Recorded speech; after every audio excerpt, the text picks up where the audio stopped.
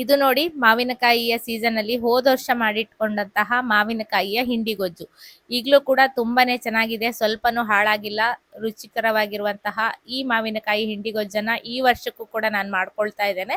ಯಾವ ರೀತಿಯಾಗಿ ಮಾಡೋದು ಅಂತ ಇವತ್ತಿನ ವಿಡಿಯೋದಲ್ಲಿ ತೋರಿಸ್ತೇನೆ, ಬನ್ನಿ. ನಮಸ್ಕಾರ, ನಾನು ಪವಿತ್ರ ಭಾಗವತ್. ಮಿಸೆಸ್ ಭಾಗವತ್ ಚಾನೆಲ್ಗೆ ನಿಮ್ಮೆಲ್ರಿಗೂ ಪ್ರೀತಿಯ ಸ್ವಾಗತ. ಚೆನ್ನಾಗಿ ಬಲ್ತಿರುವ ಮಾವಿನಕಾಯಿಯನ್ನು ತಗೊಂಡಿದ್ದೇನೆ. ಇನ್ನು ಬೇಗನೆ ಕೂಡ ಮಾವಿನಕಾಯಿ ಸೀಸನ್ ಇರುವಾಗಲೇ ಮಾಡ್ಕೊಳ್ಳೋದು ಒಳ್ಳೇದು. ನನಗೆ ಟೈಮ್ ಇರಲಿಲ್ಲ, ಹಾಗಾಗಿ ಈಗ ಮಾಡ್ಕೊಳ್ತಾ ಇದ್ದೇನೆ. 4 ಮಾವಿನಕಾಯಿಯನ್ನು ತಗೊಂಡಿದ್ದೇನೆ, ಸಿಪ್ಪೆಯನ್ನೆಲ್ಲ ತೆಗೆದಿಟ್ಕೊಂಡಿದ್ದೇನೆ. ಇದನ್ನ ಈ ರೀತಿ ತೆಳ್ಳಗೆ ಕಟ್ ಮಾಡ್ಕೊಳ್ತೇನೆ. ಮಾವಿನಕಾಯಿ ಹುಳಿಯಾಗಿರ್ಬೇಕು, ಆಗ ಚೆನ್ನಾಗಾಗ್ತದೆ ಈ ರೆಸಿಪಿ. ಎಲ್ಲವನ್ನ ತೆಳ್ಳಗೆ ಕಟ್ ಮಾಡಿ ಇಟ್ಕೊಳ್ತೇನೆ. ನಂತರ ಉಪ್ಪನ್ನ ಹಾಕೊಳ್ತಾ ಇದ್ದೇನೆ. ಒಂದು ಬಾಣಲೆಯಲ್ಲಿ 4 ಟೇಬಲ್ ಚಮಚ ಆಗುವಷ್ಟು ಉಪ್ಪನ್ನ ಹಾಕೊಂಡಿದ್ದೇನೆ 4 ಮಾವಿನಕಾಯಿಗೆ. ಮಾವಿನಕಾಯಿಯ ಹುಳಿಯ ಮೇಲೆ ಉಪ್ಪಿನ ಪ್ರಮಾಣವನ್ನ ಹೆಚ್ಚು ಕಡಿಮೆ ಮಾಡ್ಕೊಳ್ಬಹುದು. ಚೆನ್ನಾಗಿ ಇದು ಡ್ರೈ ಆಗುವ ತನಕ ಹುರ್ಕೊಳ್ತೇನೆ. ಮೊದಲು ನೋಡಿ ಮೆತ್ತಗೆ ಇತ್ತು, ನಂತರ ಹುರಿತಾ ಹೋದ ಹಾಗೆ ಉಪ್ಪು ಉದುರುದ್ರಾಗಿ ಆಗಿದೆ. ಇಲ್ಲಿ ತನಕ ಹುರಿದು ಇದನ್ನ ತಣ್ಣಗಾಗ್ಲಿಕ್ಕೆ ಬಿಡ್ತೇನೆ. ಮಳೆಗಾಲದಲ್ಲಿ ಸಾಮಾನ್ಯವಾಗಿ ಉಪ್ಪು ಮೆತ್ತಗಾಗ್ತದೆ, ಈ ರೀತಿ ಹುರಿದಿಟ್ಕೊಳ್ಳಿ, ಉದುರುದ್ರಾಗಿ ಆಗ್ತದೆ. ಈಗ ಮಾವಿನಕಾಯಿಯ ಹೋಳು ಕೂಡ ರೆಡಿ ಇದೆ, ಹಾಗೆ ಉಪ್ಪು ಕೂಡ ತಣ್ಣಗಾಗಿದೆ. ಒಂದು ಗಾಜಿನ ಪಾತ್ರೆಯಲ್ಲಿ ಉಪ್ಪನ್ನ ಹಾಕೊಂಡು ನಂತರ ಮಾವಿನಕಾಯಿಯ ಹೋಳುಗಳನ್ನ ಈ ರೀತಿ 1 ಲೇಯರ್ ಉಪ್ಪು 1 ಲೇಯರ್ ಮಾವಿನಕಾಯಿಯ ಹೋಳುಗಳನ್ನ ಹಾಕಿ ಒಂದು 5-6 ದಿವಸ ಅಥವಾ 8-10 ದಿವಸ ಬಿಡ್ಬೇಕಾಗ್ತದೆ. ಮಾವಿನಕಾಯಿ ಹೋಳುಗಳೆಲ್ಲ ಮೆತ್ತಗಾಗಬೇಕು, ಅಲ್ಲಿ ತನಕ ನಾವು ಇದನ್ನ ಹಾಗೆ ಬಿಡಬೇಕು. ಮಧ್ಯೆ 2-3 ದಿವಸಕ್ಕೊಮ್ಮೆ ಆ ಕಡೆ ಈ ಕಡೆ ಅದನ್ನ ತಿರುವಿ ಹಾಕೊಳ್ಳಿ, ಆಗ ಎಲ್ಲ ಕಡೆಗೂ ಸೇರ್ತದೆ. ನೀರಿನ ಅಂಶ ಏನಾದರೂ ಕಡಿಮೆ ಆಯಿತು ಅಂದ್ರೆ ಮೇಲ್ಗಡೆ ಕಪ್ಪಾಗೋ ಸಾಧ್ಯತೆ ಇರ್ತದೆ. ಹಾಗಾಗಿ ಮಧ್ಯೆ ಡ್ರೈ ಆಗಿರುವ ಸ್ಪೂನಿನಿಂದ ಮಿಕ್ಸ್ ಮಾಡ್ಕೊಳ್ತಾ ಇರಿ, ಚೆನ್ನಾಗಿರ್ತದೆ. ಮೆತ್ತಗಾದ ನಂತರ ಮತ್ತೆ ಏನ್ ಮಾಡ್ಬೇಕು ಅಂತ ಹೇಳ್ತೇನೆ. ಇಲ್ಲಿ ನೋಡಿ ಒಂದು 10-15 ದಿವಸನೇ ಆಗಿದೆ ನಾನು ಹಾಕಿಟ್ಟು, ಟೈಮೇ ಇರಲಿಲ್ಲ, ಹಾಗಾಗಿ 10-15 ದಿವಸದ ನಂತರ ಇದನ್ನ ಮಾಡ್ಕೊಳ್ತಾ ಇದ್ದೇನೆ. ಉಪ್ಪಲ್ಲಿ ಹಾಕಿಟ್ಕೊಂಡ್ರೆ ಹಾಳಾಗೋದಿಲ್ಲ, ಟೈಮ್ ಇದ್ದಾಗ ಮಾಡ್ಕೊಳ್ಬಹುದು. ನಂತರ ಒಂದು ಪ್ಯಾನನ್ನು ಬಿಸಿಗೆ ಇಟ್ಕೊಂಡಿದ್ದೇನೆ.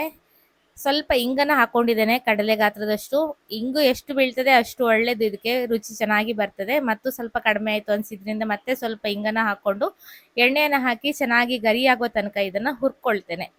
ಎಣ್ಣೆಯಲ್ಲಿ ಹುರಿದಾಗ ಇಂಗು ಚೆನ್ನಾಗಿ ಪರಿಮಳ ಬರ್ತದೆ, ಗರಿ ಆಗ್ತದೆ, ಪೌಡ್ರ್ ಮಾಡಲಿಕ್ಕೆ ಸುಲಭ ಆಗ್ತದೆ. ಈ ತರ ಆ ಕಡೆ ತಿರುವಿ ಹಾಕ್ತಾ ಇಂಗನ್ನ ಚೆನ್ನಾಗಿ ಹುರ್ಕೊಂಡಿದ್ದೇನೆ. ಹುರಿದಿರುವ ಇಂಗನ್ನ ಒಂದು ಪಾತ್ರೆಗೆ ತೆಗೆದಿಟ್ಕೊಳ್ತಾ ಇದ್ದೇನೆ. ನಂತರ ಇದೇ ಬಾಣಲೆಯಲ್ಲಿ 1 ಟೀ ಚಮಚ ಆಗುವಷ್ಟು ಮೆಂತೆ ಕಾಳನ್ನ ಹಾಕೊಳ್ತಾ ಇದ್ದೇನೆ. ನಾನು ಸ್ವಲ್ಪ ಮಾಡ್ತಾ ಇದ್ದೇನೆ, ಹಾಗಾಗಿ ಸ್ವಲ್ಪ ಮೆಂತೆಯನ್ನ ಹಾಕೊಂಡಿದ್ದೇನೆ. ಇನ್ನೂ ಕಡಿಮೆ ಹಾಕೊಂಡ್ರು ಕೂಡ ಆಗ್ತದೆ. ಹಾಗೆ 2 ಟೀ ಚಮಚ ಆಗುವಷ್ಟು ಜೀರಿಗೆಯನ್ನ ಹಾಕೊಳ್ತಾ ಇದ್ದೇನೆ. ಜೀರಿಗೆ ಹಾಗೂ ಮೆಂತೆಯನ್ನ ಸಣ್ಣ ಉರಿಯಲ್ಲಿ ಚೆನ್ನಾಗಿ ಪರಿಮಳ ಬರುವ ತನಕ ಹುರ್ಕೊಳ್ಬೇಕು. ಎಣ್ಣೆ ಪಸೆ ಅದರಲ್ಲಿ ಇದ್ದಿದ್ರಿಂದ ನಾನು ಮತ್ತೆ ಎಣ್ಣೆಯನ್ನ ಹಾಕ್ಲಿಕ್ಕೆ ಹೋಗ್ಲಿಲ್ಲ. ಎಣ್ಣೆ ಅಂಶ ಇರ್ಲಿಲ್ಲ ಅಂದ್ರೆ ಮತ್ತೆ ಸ್ವಲ್ಪ ಬೇಕಾದ್ರೆ ಎಣ್ಣೆಯನ್ನ ಹಾಕೊಂಡು ಹುರ್ಕೊಳ್ಬೇಕಾಗ್ತದೆ. ಎಲ್ಲ ಹುರಿದು ಗರಿ ಆಗಿದೆ, ಪರಿಮಳ ಬರ್ತಾ ಇದೆ. ಉರಿಯನ್ನು ಆಫ್ ಮಾಡಿ ತಣ್ಣಗಾಗ್ಲಿಕ್ಕೆ ಬಿಡ್ತೇನೆ. ಈಗ ಮಿಕ್ಸಿ ಜಾರಲ್ಲಿ ಜೀರಿಗೆ ಮೆಣಸು ಅಥವಾ ಗಾಂಧಾರಿ ಮೆಣಸನ್ನ ಹಾಕೊಂಡಿದ್ದೇನೆ ಖಾರಕ್ಕೆ. ಹಾಗೆ ಅಚ್ಚ ಖಾರದ ಪುಡಿಯನ್ನ ಹಾಕೊಳ್ತಾ ಇದ್ದೇನೆ. ನಂತರ ಹುರಿದು ತಣ್ಣಗಾಗಿರುವಂತಹ ಮೆಂತೆ, ಜೀರಿಗೆ, ಇಂಗು ಎಲ್ಲವನ್ನ ಹಾಕೊಳ್ತಾ ಇದ್ದೇನೆ. ಸ್ವಲ್ಪ ಇಂಗನ್ನ ನಾನು ಬಿಡ್ತೇನೆ, ಅಷ್ಟನ್ನು ಹಾಕೊಳ್ತಾ ಇಲ್ಲ. ನಂತರ ಒಗ್ಗರಣೆಗೆ ಮತ್ತೆ ಹಾಕೊಂಡ್ರೆ ಆಯ್ತು ಅಂತ ಹಾಗೆ ಬಿಟ್ಟಿದ್ದೇನೆ. ಇಲ್ಲಾಂದ್ರೆ ಒಗ್ಗರಣೆಯನ್ನು ಮಾಡುವಾಗ ಮತ್ತೆ ಪುನಃ ಇಂಗನ್ನ ಹಾಕಿ ಒಗ್ಗರಣೆಯನ್ನ ಮಾಡ್ಕೊಳ್ಬೇಕು.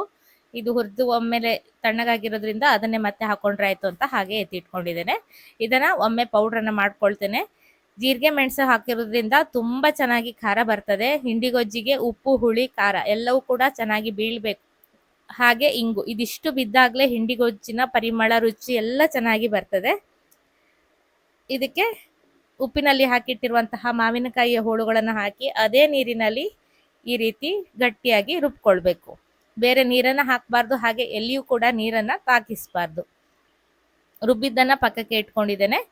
ಈಗ ಬಾಣಲೆಯನ್ನ ಪುನಃ ಬಿಸಿಗಿಟ್ಟು ಎಣ್ಣೆಯನ್ನ ಹಾಕೊಂಡಿದ್ದೇನೆ.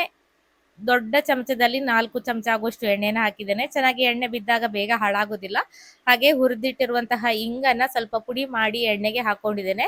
ನಂತರ ರುಬ್ಬಿರುವ ಪೇಸ್ಟ್ ಏನಿದೆ ಅದನ್ನ ಇದಕ್ಕೆ ಹಾಕೊಳ್ತಾ ಇದ್ದೇನೆ. ಈ ರೀತಿ ಎಣ್ಣೆಯಲ್ಲಿ ಹಾಕಿ ಹುರಿದಿಡೋದ್ರಿಂದ ಹಿಂಡಿಗೊಜ್ಜು ಬೇಗನೆ ಹಾಳಾಗುದಿಲ್ಲ. ವರ್ಷಾನುಗಟ್ಲೆ ನಾವು ಶೇಖರಿಸಿ ಇಡ್ಲಿಕ್ಕೆ ಹೆಲ್ಪ್ ಆಗ್ತದೆ. ಒಮ್ಮೆ ಮಾಡಿ ನೋಡಿ. ಮಾವಿನಕಾಯಿ ಸೀಸನ್ ಮುಗಿತಾ ಬಂದಿದೆ. ಆದಷ್ಟು ಬೇಗ ಈ ಒಂದು ರೆಸಿಪಿಯನ್ನ ಟ್ರೈ ಮಾಡಿ ನೋಡಿ, ತುಂಬಾನೇ ರುಚಿಕರವಾಗಿರ್ತದೆ. ಮೊಸರನ್ನದ ಜೊತೆ ಗಂಜಿ ಊಟಕ್ಕೆಲ್ಲ ತುಂಬಾನೇ ಚೆನ್ನಾಗಾಗ್ತದೆ. ಬಿಸಿ ಬಿಸಿ ಅನ್ನದ ಮೇಲೆ ಎಣ್ಣೆ ಅಥವಾ ತುಪ್ಪವನ್ನ ಹಾಕಿ ಈ ಹಿಂಡಿ ಗೊಜ್ಜನ್ನ ಹಾಕಿ ಕಲಸಿ ಊಟ ಮಾಡ್ಲಿಕ್ಕೂ ಕೂಡ ಚೆನ್ನಾಗಾಗ್ತದೆ. ಇಷ್ಟ ಆದ್ರೆ ವಿಡಿಯೋಗೊಂದು ಲೈಕ್ ಮಾಡಿ, ಅನಿಸಿಕೆಯನ್ನ ಕಮೆಂಟ್ ಅಲ್ಲಿ ತಿಳಿಸಿ, ಚಾನಲ್ ಅನ್ನ ಸಬ್ಸ್ಕ್ರೈಬ್ ಮಾಡ್ಕೊಂಡು ಸಪೋರ್ಟ್ ಮಾಡಿ ಅಂತ ಕೇಳ್ಕೊಳ್ತೇನೆ. ಮನೆಯಲ್ಲಿ ಖಂಡಿತ ನೀವು ಈ ರೆಸಿಪಿಯನ್ನ ಟ್ರೈ ಮಾಡ್ತೀರಾ ಅಂತ ಭಾವಿಸ್ತೇನೆ. ಇದನ್ನ ಫ್ರಿಜ್ ಅಲ್ಲಿ ಇಟ್ಕೊಳ್ಳೋದು ಒಳ್ಳೇದು.